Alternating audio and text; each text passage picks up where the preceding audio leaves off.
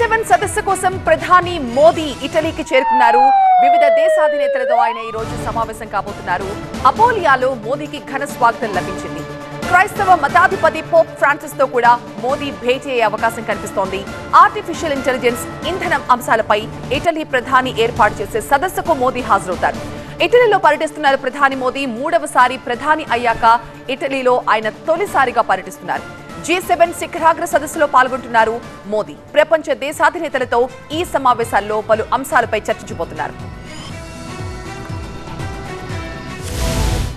ఇటలీలో జరుగుతున్న G7 శిఖరాగ్ర సదస్సులో ఇవాళ పాల్గొంటారు భారత ప్రధాని నరేంద్ర మోదీ. G7 సదస్సులో పాల్గొనేందుకు ఢిల్లీ నుంచి బయలుదేరి ఇటలీ చేరుకున్నారు మోదీ. మూడోసారి ప్రధానిగా బాధ్యతలు చేపట్టిన తర్వాత ప్రధాని జరుపుతున్న తొలి విదేశీ పర్యటన కావడం విశేషం. జూన్ 14న తమ దేశంలో జరగనున్న 50వ G7 సమ్మిట్ కు హాజరు కావాలని ఇటలీ భారత్ ను ఆహ్వానించింది. ప్రధాని మోదీ ఇటలీ ప్రధాని జార్జియా మెలోనీతో భేటీ కానున్నారని విదేశాంగ కార్యదర్శి వినయ్ మోహన్ వెల్లడించారు. అదేవిధంగా సమ్మిట్ కు వచ్చే ఇతర దేశాల నేతలతో సైతం ప్రధాని మోదీ భేటీ అయ్యే అవకాశం ఉన్నట్టు క్వాత్రా తెలిపారు. G7 చర్చల్లో భాగంగా కృత్రిమ మేధ, ఇంధనం, ఆఫ్రికా, మధ్యధర, గ్లోబల్ సౌత్ అంశాలపై ప్రధానంగా దృష్టి సారించినట్టు తెలుస్తోంది. ఇక ఇటలీలో G7 దేశాల శిఖరాగ్ర సదస్సు ఇప్పటికే ప్రారంభం కాగా ఈ సమావేశంలో పాల్గొనేందుకు వచ్చిన అగ్రదేశాధినేతలకు ఇటలీ ప్రధాని జార్జియా మెలోనీ స్వాగతం పలికారు. America, Britain, Canada, EU commission, Germany, Japan, France అధ్యక్షులు ఇప్పటికే ఇటలీ చేరుకున్నారు. శిఖరాగ్ర సదస్సులో భాగంగా రౌండ్ టేబుల్ సమావేశం జరిగింది. ఈ సదస్సు ఉద్దేశాన్ని ఇటలీ ప్రధాని సభ్య దేశాలకు వివరించారు. అయితే G7 దేశాల సమ్మిట్ లో భాగంగా ప్రధాని మోదీ అమెరికా అధ్యక్షుడు జో బైడెన్ కలవనున్నట్టు తెలుస్తోంది.